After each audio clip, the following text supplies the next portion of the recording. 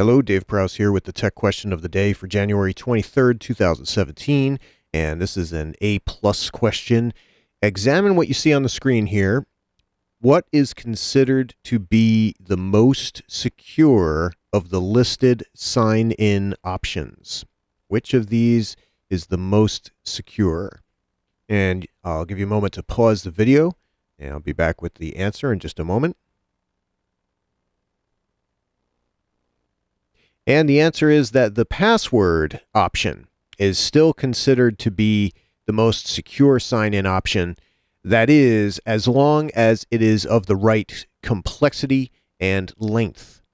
It's the accepted form of authentication in most secure environments. However, you might see it in a multi-factor authentication scheme as an added layer of defense. For example, you might see the password and biometrics, or a password and a PIN, or a password and a smart card. So it all depends on your company's authentication scheme. Now, the PIN option or a gesture-based option, such as the picture password, is better than nothing, but the password option is going to be the strongest option if you can get away with it.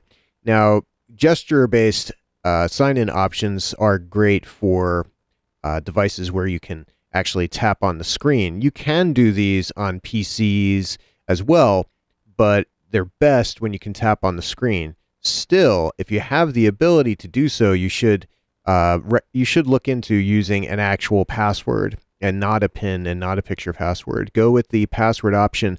Make sure it's complex, because that's when it's going to work best. The strong password with complexity requirements and length.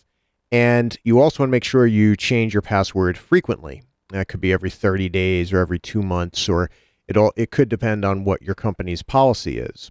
Now, this screen is from Windows 10. You can get to this by going to Start and going to Settings, and that brings you here by default. And then you would go to Accounts and Sign-in Options, and that's how we got to these. And you want to make sure that when the device or the PC is sleeping, it'll also ask for this sign-in, and you might have that set to never, but it's a good idea to have that turned on as well, which is the default setting, by the way. Now, for older versions of Windows, you would do this in the control panel.